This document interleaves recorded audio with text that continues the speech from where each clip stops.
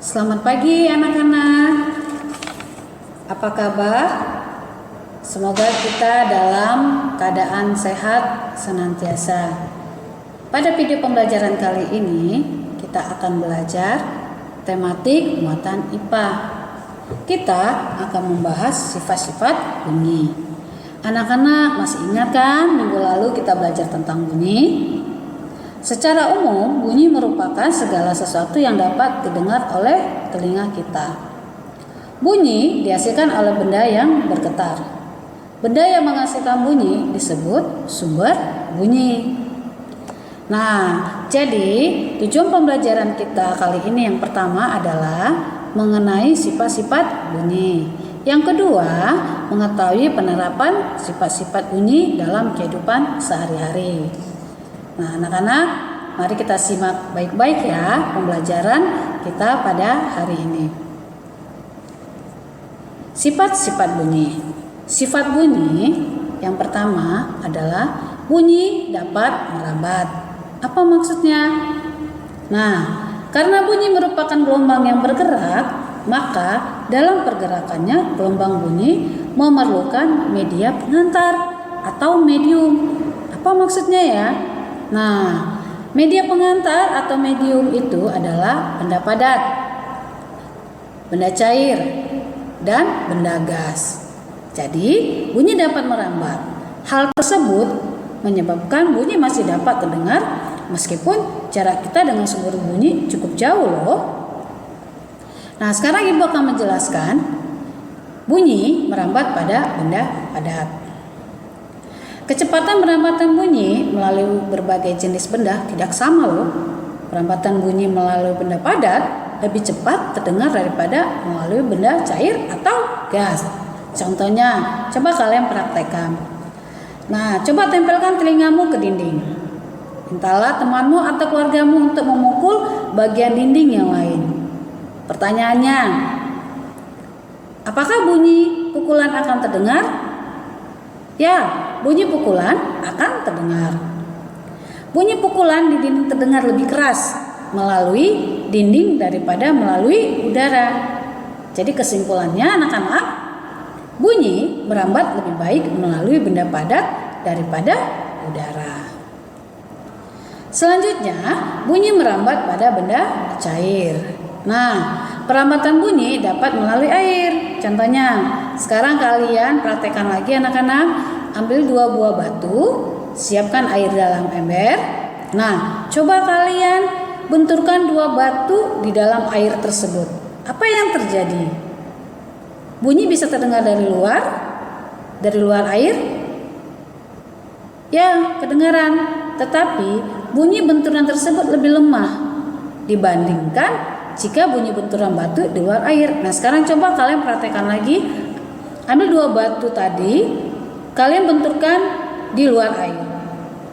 Coba kalian bedakan bagaimana? Ya, betul.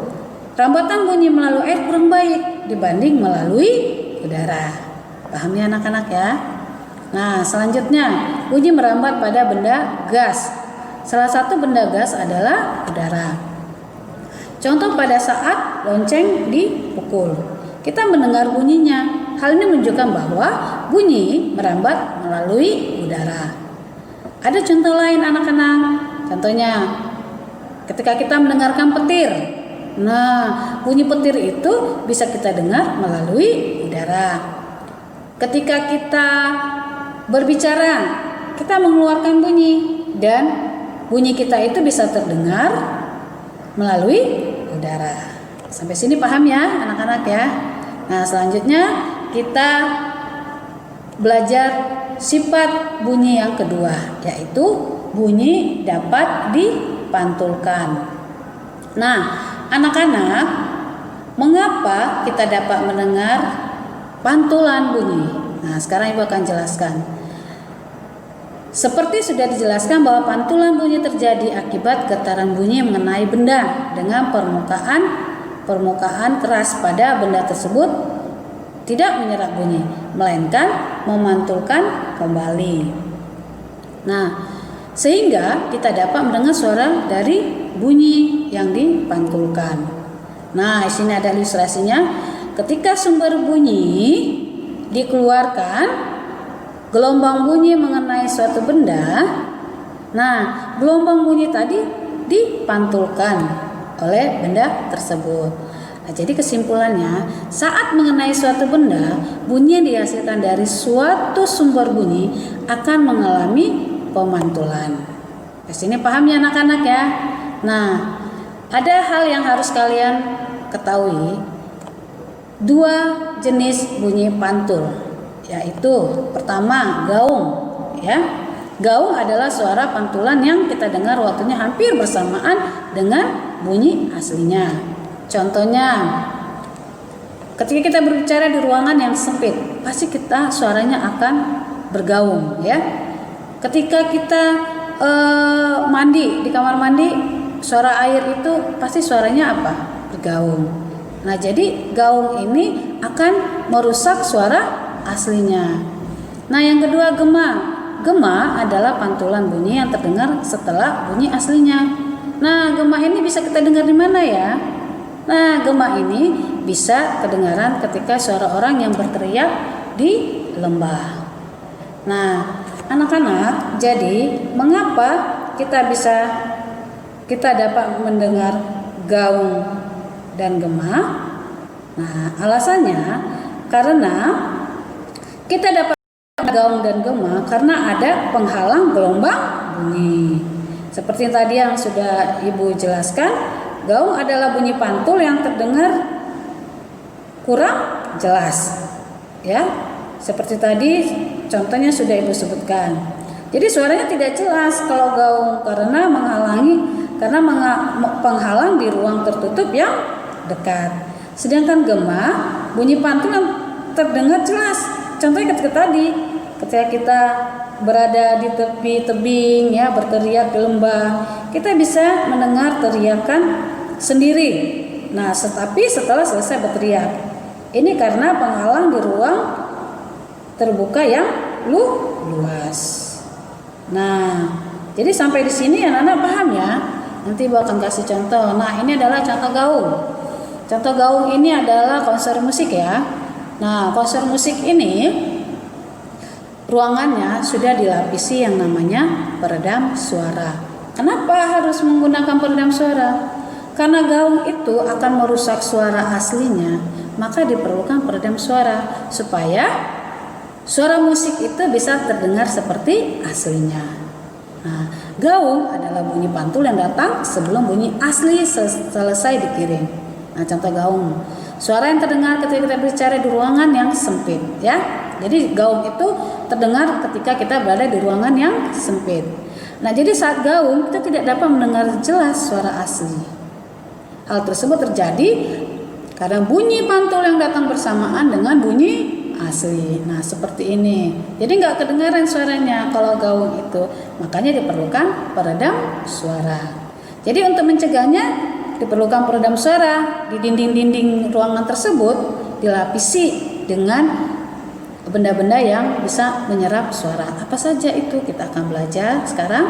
Bunyi akan dipantulkan jika mengenai benda yang mempunyai permukaan lunak, ya. Maka bunyi itu akan diserap. Dari situ maka muncul benda yang disebut peredam suara. Ada beberapa benda yang permukaan lunak yang dapat menjadi peredam suara bunyi. Di antaranya karpet, wol, kertas, spons, busa, kain, dan karet. Nah, jadi anak-anak, kalau kalian berada di ruangan peredam suara, mengapa suara itu tidak terdengar gaung? Karena ada peredam suaranya. Nah, peredam suara itu dilapisi contoh yang ini, ya, karpet, wol, kertas, spons, busa. Nah, supaya apa? Supaya bunyi akan dipantulkan jika mengenai benda yang mempunyai permukaan lunak. Jadi bunyi itu akan diserap. Nah, sekarang anak-anak, Ibu akan berikan contohnya tempat dipasangnya peredam bunyi atau peredam suara, atau gedung bioskop, studio musik, atau rekaman dan ruang pertemuan. Nah, seperti gedung bioskop, kamu menonton film, ya. Kalau ruangan tersebut tidak dipasang peredam suara atau peredam bunyi, maka dia akan bergaung, gak jelas kedengaran. Ya, makanya gedung bioskop itu dipasang peredam suara. Di sini paham ya anak-anak ya. Nah, ini adalah contoh gema. Nah, ketika kita berada di tebing akan memantulkan suara kita, akan tetapi jarak yang jauh membuat bunyi pantulan tersebut terdengar setelah kita selesai berteriak. Contohnya, halo, halo. Nanti akan kedengaran lagi, halo, halo, halo. Nah, seperti itu ya. Itu contoh gema. Jadi suara asli dulu, setelah itu baru suara yang bergema. Nah, jadi anak-anak saat sini paham ya perbedaan dari gaung dan gema. Nah, sekarang kita masuk ke manfaat bunyi pantul. Nah, manfaat bunyi pantul itu banyak loh dalam kehidupan sehari-hari. Pertama, mendeteksi keretakan pada logam. Ya, memeriksa retak-retak tersembunyi pada bagian pesawat terbang. Yang kedua, pemeriksaan USG. Foto janin dalam perut ibu hamil hasil pemeriksaan USG seperti ini. Nah, jadi untuk mendengarkan detak jantung bayi dalam perut ibu hamil bisa kedengaran, ya. Nah, yang ketiga, mengukur kedalaman laut. Ketika bunyi datang, bunyi dipantulkan. Nah, keempat, mengetahui kedudukan benda dalam laut. Nah, untuk mengetahui kedudukan benda dalam laut, kapal selam contohnya, dan mengetahui kelompok ikan dalam laut. Nah, selanjutnya bunyi pada alat musik. Yang pertama, gitar. Nah, kita semuanya tahu ya, suara gitar itu bisa terdengaran ketika apa? Ketika gitar dimainkan dengan cara dipetik senarnya.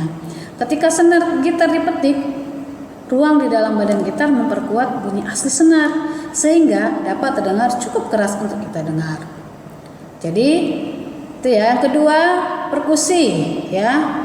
Nah, bunyi dihasilkan dari resonansi udara di dalam badan perkusi. Ya, jadi di dalam perkusi itu sudah ada udaranya. Kita tinggal pukul dan akan kedengaran bunyinya. Yang ketiga, trompet. Bunyi berasal dari aliran udara yang menggetarkan ruang tabung trompet. Nah, anak-anak, bagaimana? Sudah jelas pembahasan ibu kali ini? Nah, sekarang tugas kalian adalah buka buku tematik halaman 82 sampai 83. Lakukan percobaan untuk membuktikan bahwa bunyi dapat dipantulkan. Catatlah hasilnya ke dalam tabel di halaman 83. Setelah kalian melakukan percobaan, foto dan kirimkan di Edmodo di penugasan. Jadi anak-anak, cukup sekian pembelajaran kita kali ini. Bagaimana? Pembelajaran kali ini mudah bukan? Kalian paham ya? Sampai jumpa di pembelajaran berikutnya. Tuhan Yesus memberkati.